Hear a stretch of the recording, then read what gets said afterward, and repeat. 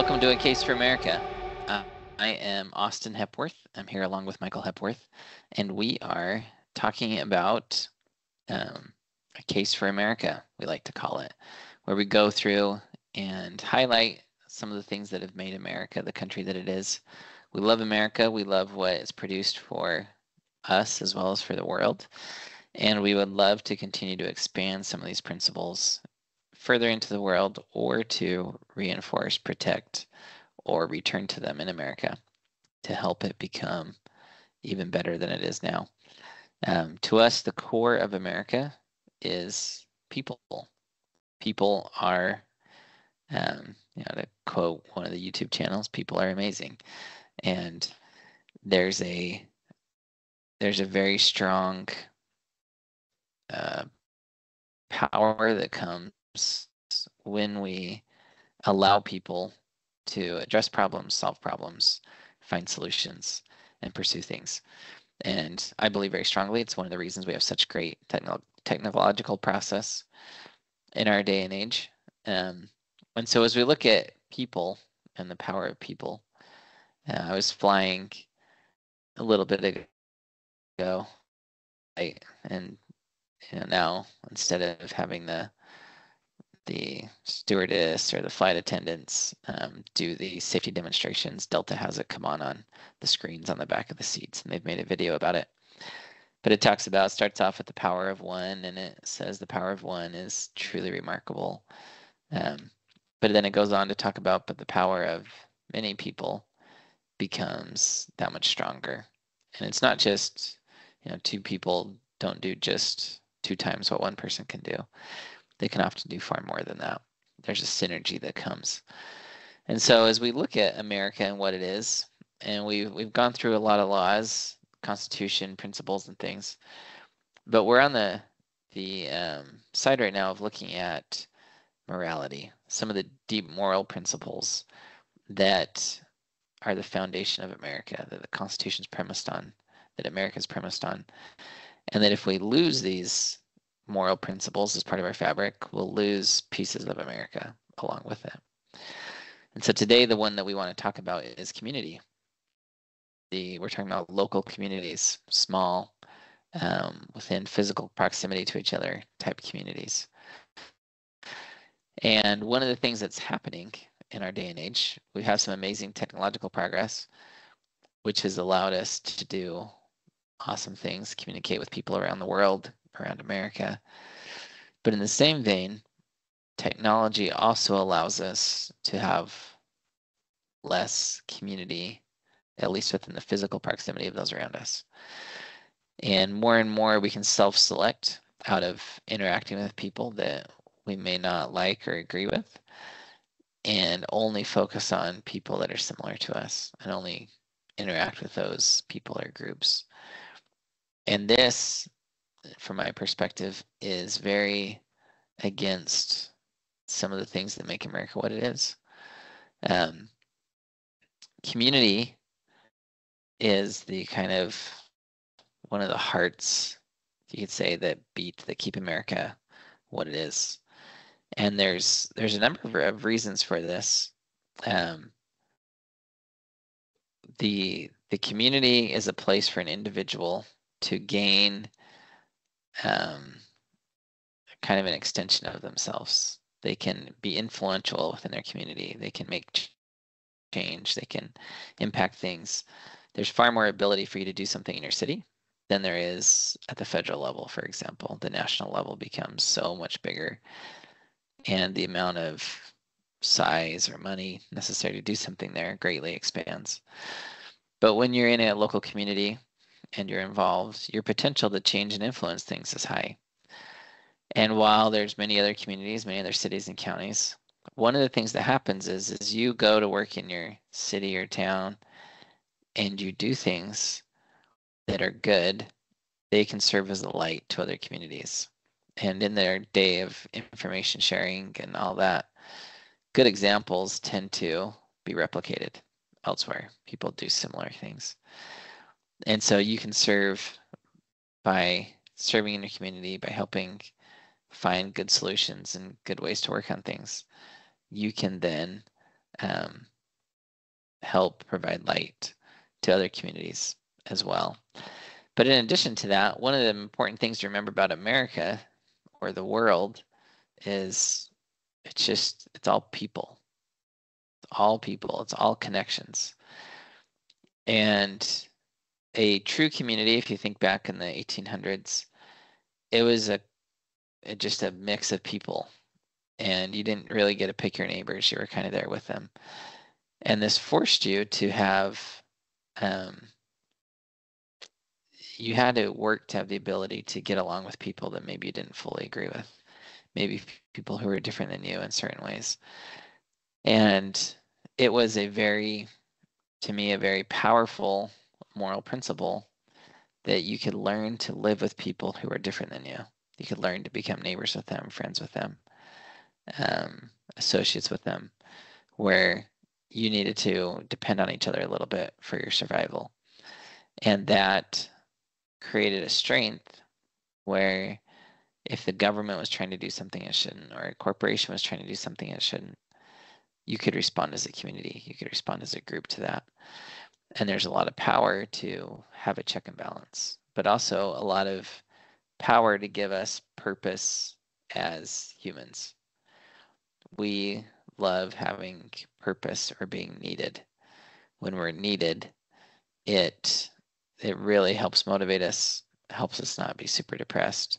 When we can go out and fulfill a need, we can be part of something, we can be contributing to something. And at its essence, a community provides that, where each person gets to play a part, be a part. And if you break that into thousands of communities across the country, it gives potential for a lot of people to be involved. From a legal perspective, a law-based perspective, the people were supposed to be a check on the government. We are one of the checks and balances on the government. Individually, though, I can't simply be a check. And so when I work with people and associate with people and form connections and community, my ability to check the government or to be a part of a process that checks the government increases. And liberty is always this thing that hangs in the balance. Do we want the government to tell us everything? If so, that's moving towards a state of tyranny. Do we want there to be no laws? If so, that moves us towards anarchy. But most of us, I think, want this balance, this state of liberty. And the only way to have that is if we as a people address and solve problems. We can't demand that the government solve every problem. And the ideal thing about a community is that we are allowed to address issues in a community without even mandating it by law necessarily. Communities give us the place to propose solutions to many of societal issues that exist. And when we do this, again, we are now shaping things. We're stepping in and being proactive. And as we do that, the law doesn't have to step in to solve it if we do our part. And when the law doesn't have to step in, we maintain the liberty to do things a certain way. And we can see how some communities have played out. You have groups like that form in Las Vegas. Las Vegas chose to be a community that accepted many types of vices. Many communities haven't become as open as Las Vegas to all the vices. People can choose whether to live in Las Vegas or not. And that allows people to opt in or opt out of what Las Vegas has to offer. And likewise, there's communities that ban the sale of alcohol. They're dry communities, and they've chosen, we don't do that here. If you want to do that, don't live here, kind of thing. And again, it allows for this vibrancy to exist in America, where we can associate at certain levels. We can create certain norms or principles that govern the community. And then we can choose what we're going to be a part of or what we're not. And these communities, I believe, form a very strong foundation to America. They are one of the main building blocks because America is just a large group of people. Community is the smaller group. And these communities are essential to a well-functioning America. As we break down community, we're breaking down one of the foundational layers of America if we allow that to completely go by the wayside. Michael, do you have any thoughts on community, some of its role with America, or some of the morality associated with it. Yeah, I was thinking when you were talking about how the community, how you as an individual can help out in a community, what role it plays in giving information to, well, I'll start with youth, but really all ages. But you think of a youth growing up and they make decisions, they make choices. A community is an important aspect of giving feedback. So a child growing up does something, maybe they act out and it's not appropriate. Living in that community is a time to address that. They make a mistake in a neighbor's yard or something, tear something up, break something. You can address that as part of your community. Um, and it's a soft feedback to a child as they grow up. And as our communities are tight knit and we know each other and we understand each other, it can benefit and help somebody learn and grow quite a bit. So that when they go out and meet other people who don't know them, they are more aware of how to behave around others, what actions to take. You as a parent can do a lot to help your child learn and grow. And a community can play a large role in that as well, in providing a safe area for them to get feedback. I think lots of times today we are afraid to give feedback to youth because, and maybe Austin, you'll go into this, there are certain laws that maybe make us fearful that we will be accused of something. But if in our communities we know each other, and we can say, hey, your child was over here and they were doing this thing, just thought you should know, and you can give proper feedback, it's a great way to help children learn and grow. So not only is it a way for individuals to be involved and learn to build things together, but it's a way to help bring up the next generation to understand how to treat others, how to be respectful of other people. But when it's a bunch of strangers, uh, children may feel like they can do whatever they want. It's a stranger, doesn't matter. They don't know my parents. There's no repercussions to me. Um, it's a different story if it's somebody that maybe your parents know. And so it serves as a good place to give positive feedback to youth, to individuals still learning and growing. You as an individual can talk to your neighbors. You can say certain things, and if they are, I guess you could try out new ideas and say, "Hey, I was thinking about this," and your neighbors could be a good source of feedback. Oh, that's kind of weird. Oh, that's a good idea, and it's a softer feedback than what you might get if you just go out and present it to the public in mass. So there's a lot of feedback that comes from communities and helping us learn and grow, helping us to gain skills, helping us to learn to express ourselves appropriately, to interact with each other appropriately. If we lose the community feel, then we lose that kind of feedback. And then the only place we go from there is online, and the feedback online is never beneficial. And so it's good to have that as part of a community. Um, One other thing I was thinking about when you're talking about small knit communities, G.K. Chesterton talked about a small community versus a large, highly densely populated area. Um, Typically, it's thought of that you live in a city, you live with a lot of people, maybe there's more opportunities to learn, there's more educated individuals. People that come from small communities maybe aren't as well educated, they don't uh, get along with others as well. That's kind of a typical thought. But he said that the man who lives in a small community lives in a much larger world. He knows much more of the fierce variety and uncompromising divergences of men. In a large community, we can choose our companions. In a small community, our companions are chosen for us. Thus, in all extensive and highly civilized society, groups come into existence founded upon sympathy and shut out the real world more sharply than the gates of a monastery. There's nothing really narrow about the clan. The thing which is really narrow is the clique.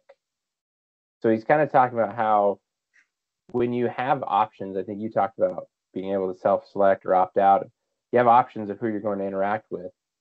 It's easy to look around you and say, I don't know these people right next to me. I have individuals I can go and hang out with. We can all meet together pretty close in a short period of time.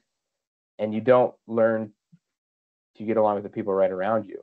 as people tend to live farther apart, they tend to get to know each other better. The closer they live together, the less you know about each other because you have more options for self-selection.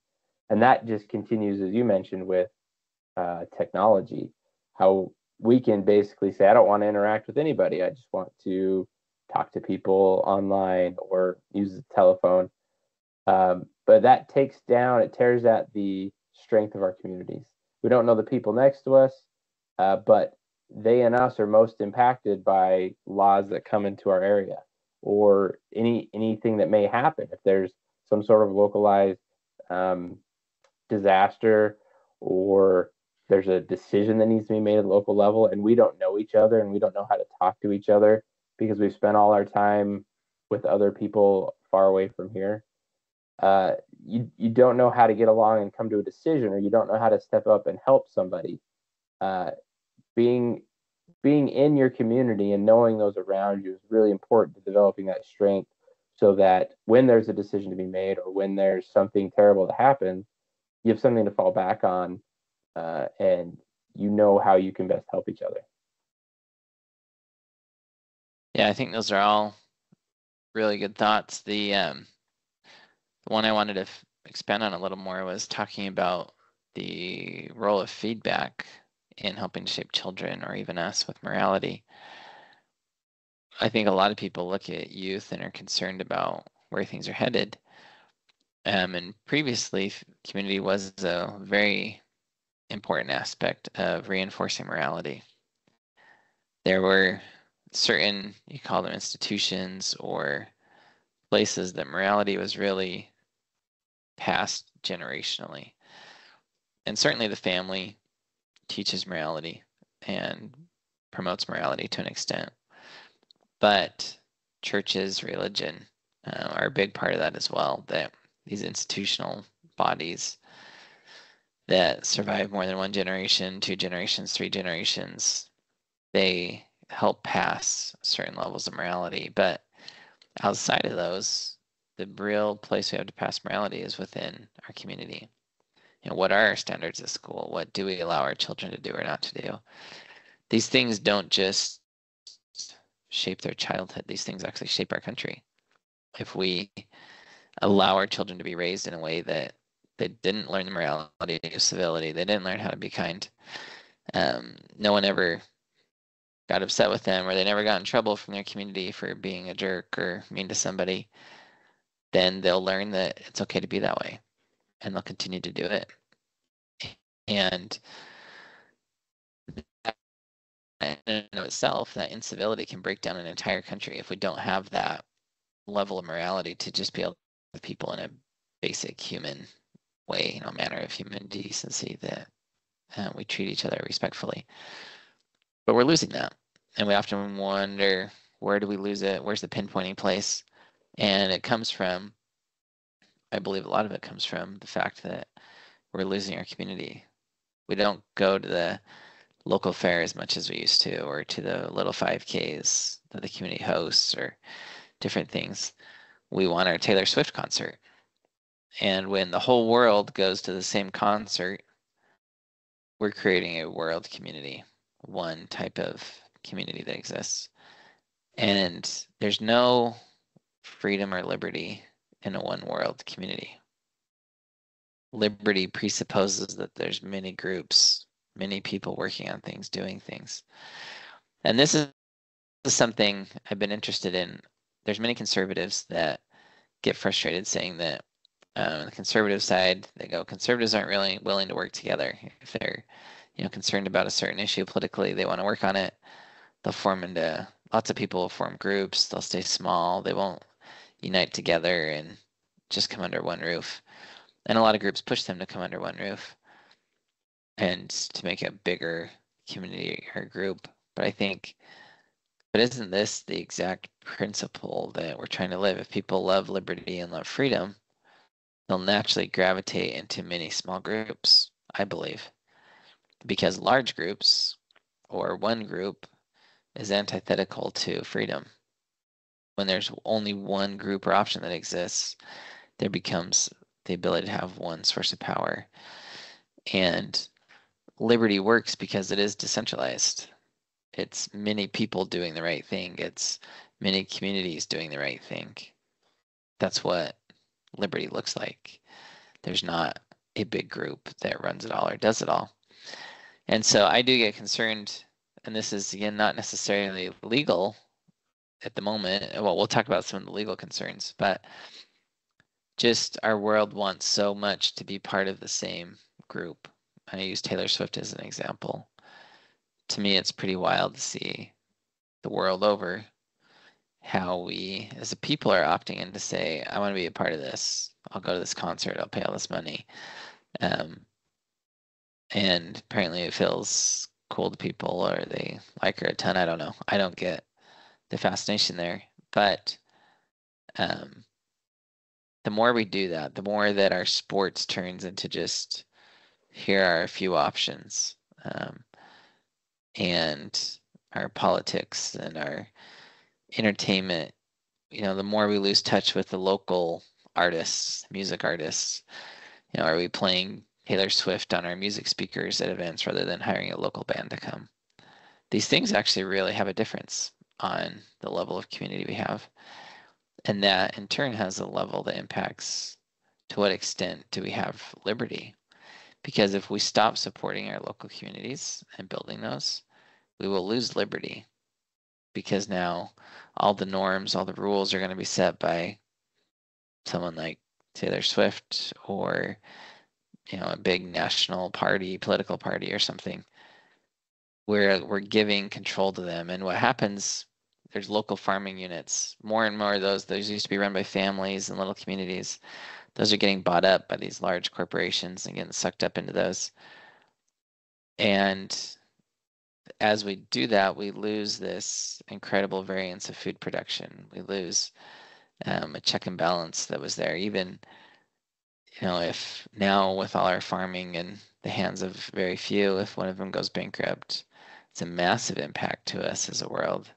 Whereas if a farmer before went bankrupt, the world still moved on. It wasn't this huge threat to the world because there was so much diversity, so many other options to turn to, that one person or one community couldn't make or break the system. And from a liberty perspective, that's a very important place to be. If we allow ourselves as a country to get put into systems where one person can make or break us, that's not liberty. That's not where we want to be. And the closer we keep things on a physical proximity level, meaning connection-wise, if I stay connected to those within my physical proximity, the stronger we'll be. One of the real interesting side effects of a strong community is they usually have less crime. When you know who your neighbors are, you know if someone's there that's not supposed to be there, you can reach out to them, talk to them, engage with them, say, hey, who's this person at your house? We'll check in on people.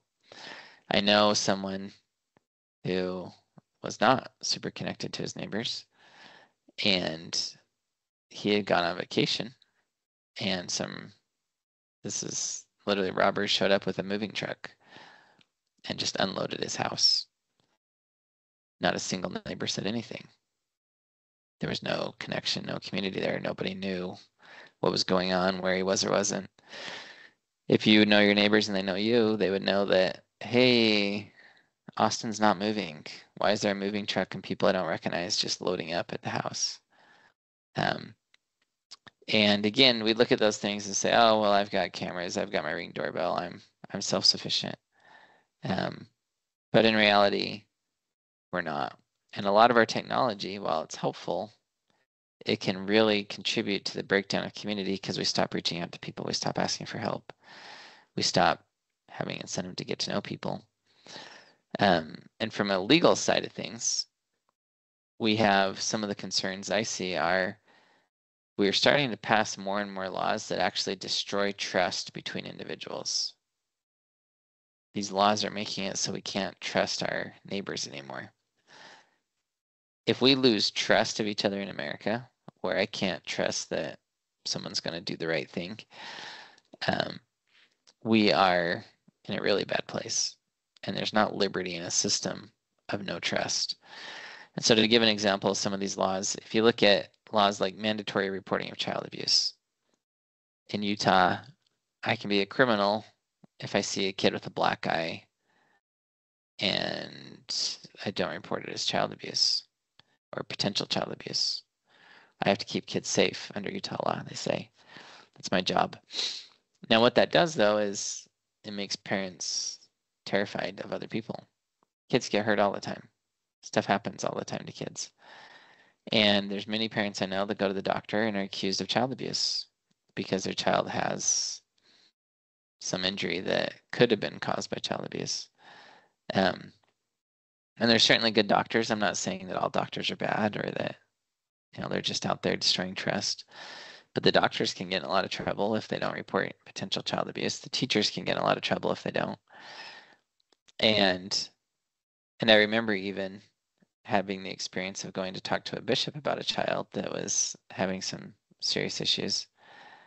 And this is in a religious setting. And the bishop's first question is, well, have you abused her? And I remember just sitting there going, I don't have a reason to continue talking to you. That's the first question out of your mouth. And no, there's been no abuse. She has problems. People can have problems without abuse. It happens quite frequently. And, but these are situations that you then look at and go, well, what are these laws doing? And we say, well, they're protecting children. But if you look at parents nowadays, I was talking to a mom who was flying to New York, talking to a mom that was traveling back to New York. And she's there with her one child. And we were talking about parenting and things. And she said, yeah, I'm trying really hard not to be too much of a helicopter parent. She said, but it's really hard. Everyone I associate with is just crazy concerned about their kids. They watch everything, guide everything, you're involved in everything. And these parents are all terrified of their child doing something wrong or having a mistake or some kind of issue. And it's interesting to me to look at to say, there's a lot of societal forces at work. I'm not saying it's just laws, but when a law comes into play and says, hey, parent, everyone out there can be a criminal if they don't report you if they see something suspicious. Parents are suddenly on edge and they're there watching their kids closely. They're there hovering over them. And we watch the rates of the birth rate plummeting in America. Is there any connection? Is there not? Some people would say there's not. To me, I believe very strongly there is a connection, that our laws really do impact us in more ways than we realize. And maybe no one will consciously say, oh, I'm afraid of getting reported. But the first time someone threatens to call Child Protective Services on you, it's a scary thing. I remember the first time we were threatened with it as parents. We had children. We lived in a cul-de-sac where cars don't come in quickly. It was a kind of a circle area. And we had some kids that were playing in the street. There weren't a lot of other kids in the neighborhood. And a neighbor came out and said they're going to call Child Protective Services on us if our kids are out playing in the street. That impacted us. We looked at that. We built a fence and we put things in place. Our kids would still bike in the street and play in the street some. But that neighbor stayed very angry and upset for quite some time. And I look at those things and I think, how sad is it that instead of just doing our part to watch out for kids in the neighborhood that are outside playing, we tell parents we'll report them to the police or government officials if their kids are out being kids, and not in a bad way. They weren't breaking anything. They weren't doing anything. They were trying to get time outside. It's not screen time. It's not all these other things we get concerned about. But anymore, I go down neighborhoods with lots of kids in them, and it's very rare, at least where I live, to see children outside playing anymore. Most are inside. I was talking to a parent who said that her children prefer to associate with other children via the online games. They put on the headset, they talk to each other through their online gaming platforms, but they really don't like being in person with people anymore. They just like the online games. And again, to me, I look at that and say, well, that's a mix of technology. It's a mix of parents being concerned, letting their kids out playing. But these are things that will impact our liberty. We have to make the decision as parents to put our kids outside, to have them associate with people. We have to make the decision to talk to neighbors in order for these things to work. In order for our communities to be strong and healthy, we have to develop trust with the people that we work with. Another example of laws that really, I believe, killed a lot of community in America that I don't think we even give enough mention of is the fact that when we had COVID come and we passed all the laws about mandatory masking and policing of people, making them wear masks at businesses and churches and things, and then the reporting that could go on, the limit on number of people that could be at your home and all your neighbors could report you. I believe very strongly that COVID deeply killed a lot of community that existed in America. It was one of the large, you could say, large casualties of COVID. Yes, people died, but community died as well. And even in trying to get people to meet together again, it's very difficult still for people to want to get together with people they don't know. It's a tough sell anymore. And pre-COVID, it was easier to get people together. Post-COVID, getting people together in groups is a harder thing. We still have this fear, this distrust that stems from these laws that were passed and principles that were pushed. And these are ones where when I look at our legal system, I say we have to do things that promote community. I think it's fine, for example, to encourage or to allow reporting of child abuse. So to say, for example, yeah, if you know of something, you can report it. But to mandate it in all situations creates fear. And when we fear, we lose community. COVID produced intense fear among all of us. That was the goal of, I can't say the goal of COVID, but that was the end result of a lot of the laws in place. It created fear among people. We feared each other. We didn't know how people would respond. And people lashed out. People did all kinds of things. But that fear still affects us today in trying to shape and create community. So a couple of things to think about and look at with community. Michael, do you have thoughts on anything I've talked about so far? Or other thoughts you want to share on community?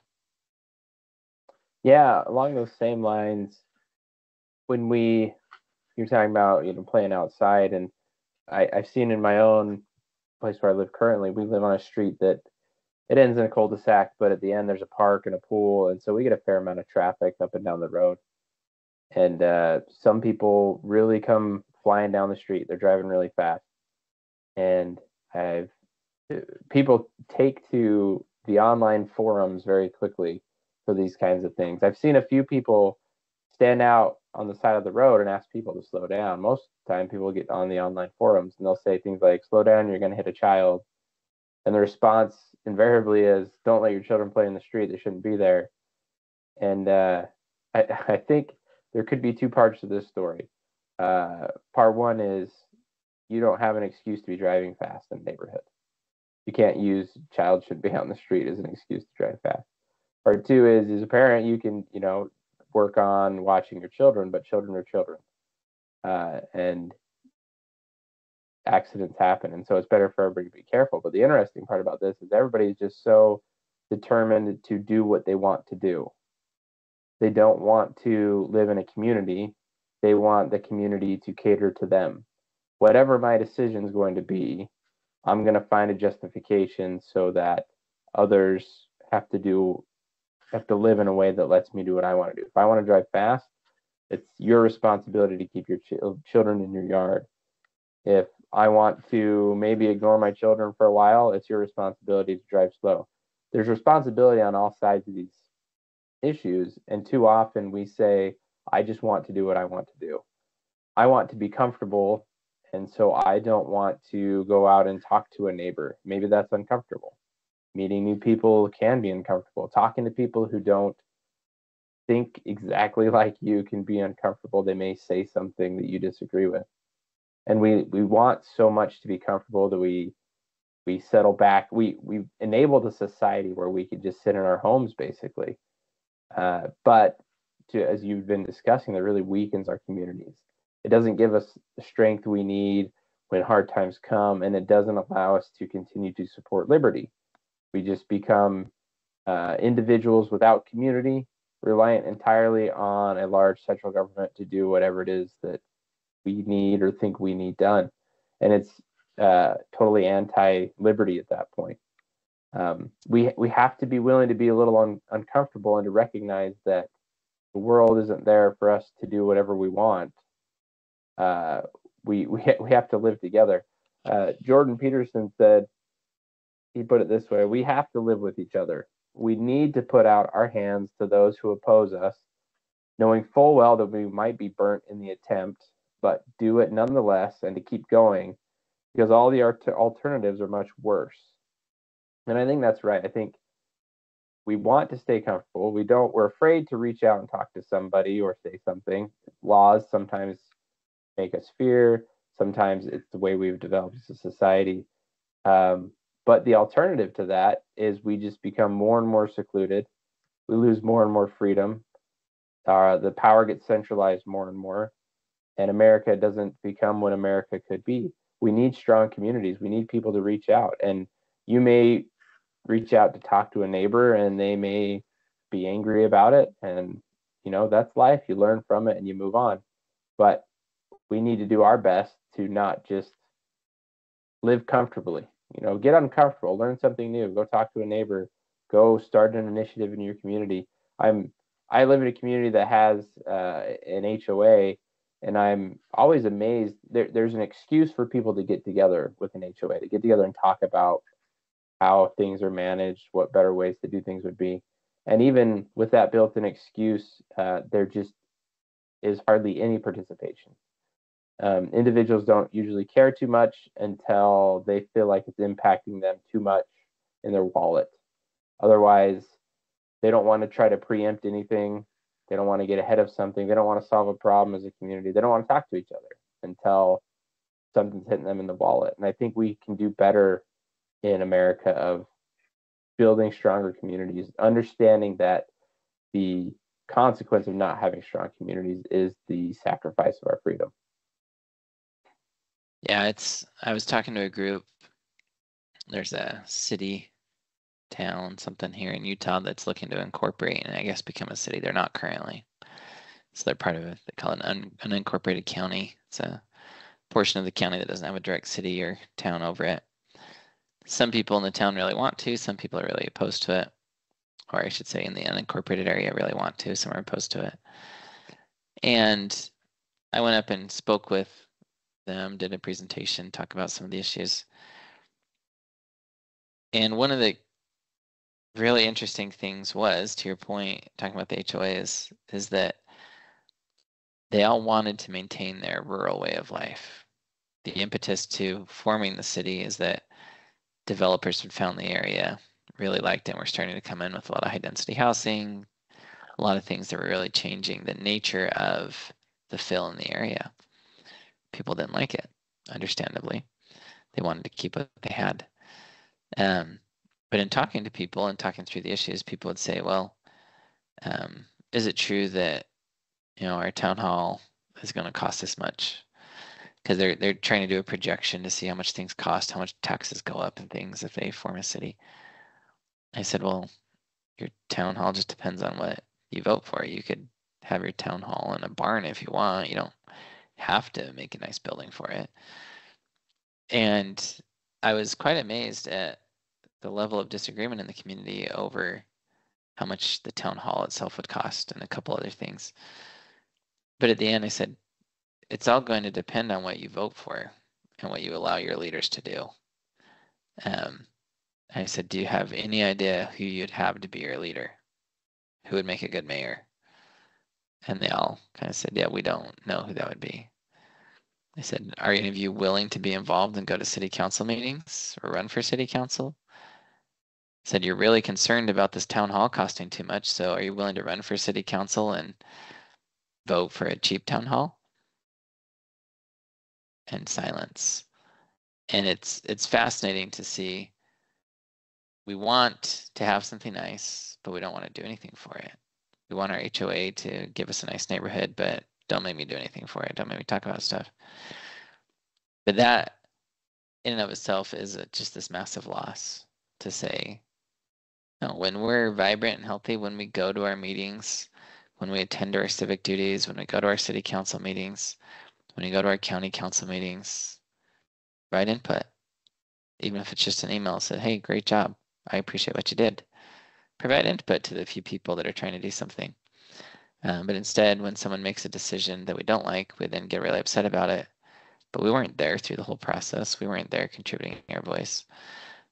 And it's fascinating to me to see how often we want something without working for it. That's not what liberty is. I can spell it out to you right now. Liberty is not having your cake and eating it too. Liberty is working your tail off to have your cake. Liberty requires sacrifice. It requires faith. It requires work. It requires talking to people. It requires discomfort. Even in a community, sometimes you have to give up something you really want to do. Like you're talking about with that situation of the street, it's a good example of, do I want a strong community? Do I want people with children in the community? Well, if I do, I should probably be nice to them at church and not glare at them when their kid makes a noise. I should probably be okay driving slowly through the streets. And I should think about what my community would be like if I drive all children from it, if I'm angry at people with children and make them very uncomfortable there. What happens? And that's just one example, but it is one that we can't have everything. Liberty is not about having everything. Liberty is about a state, this balance between the tensions of people together, interests together, and saying, okay, would I like a community where all the kids know each other, all the families know each other, where there's strength?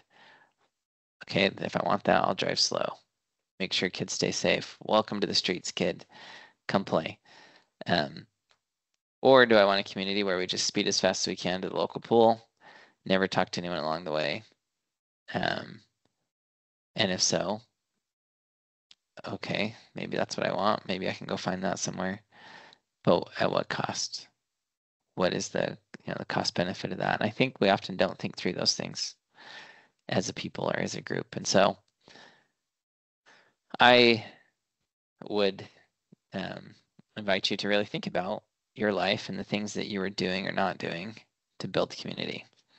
One of the things that my wife and I decided to do to try and build community is we have a Taco Tuesday once a month through the summer. We just invite all our neighbors over, say, hey, everyone bring a little something.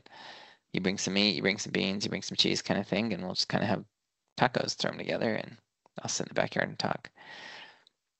And it's very interesting because even though we invite the whole neighborhood, it's generally only people come that are similar in nature. A lot of the ones that are, have chosen to, I can't say that it's, a lot of the ones that live differently than the main group that comes choose not to come, even though they're invited all the time. And I don't know, maybe someone is mean to someone. I don't know all the backstories or different things. But I do know it's very important to go and interact with different groups. I've been invited to a couple different churches recently, and I've gone, and it's really interesting because more and more it's becoming less and less common for people to go to a different church that they're not a part of. And people are quite surprised to see others coming. And I think, well, how sad is that? Why don't I go associate with another community or another church or another little local group? No one there is forcing me to be baptized. No one there is forcing anything down my throat. Why don't I work with them? Why don't I go talk with a different political party? Why don't I go to one of their meetings? Even online, why don't I read a different news source? Why am I stuck in just consuming certain information? It's not what liberty is. Liberty is very much a state where we work with people, we work with groups, And we actually realize the importance and strength that comes from that. If I can interact with many groups and I can be respected among those groups and work with those people, then my capacity to change the world or impact the world is very significantly enhanced. If I'm just stuck in my own little echo chamber and it's only people that say the same thing and do the same thing, and I'm not even willing to go to a Taco Tuesday at a neighbor's house, we're really contributing to situations that break down society and break down our liberties and invite the law to come in and take more of those. So from a moral perspective, we as a people need to do our part to be a little uncomfortable. Go meet with people we don't know. Go take some cookies to your neighbors. Just say hi. 4th of July is coming up. It's a good excuse. Just take some around. Meet with people, talk with people, invite a couple over for a date night or a dinner. Do little things that establish community and connection. And it goes such a long way in preserving, creating, maintaining liberty here in America. Without our communities, we will lose our liberty. And every one of us can work to be a strong player in our community, a strong connector, a strong component of it by reaching out and being involved and associating with those around us. Do you have any other thoughts for us, Michael, before we finish today? No, I think you've covered it pretty well. Community is pretty essential to liberty. Awesome. So we'd love to, this is a little bit of an irony, but we'd love to have you join our online community, obviously. Feel free to subscribe or become a part of things. If you comment on videos, ask questions, we will try to respond to those.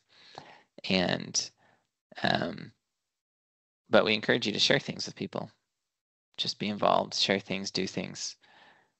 Even if you can't see the full impact it has at all times, the fact that you have connections to people, that people can call on you for help, that people know who you are, that people can trust you, it's a critical component of shaping people's perception and reality of the world.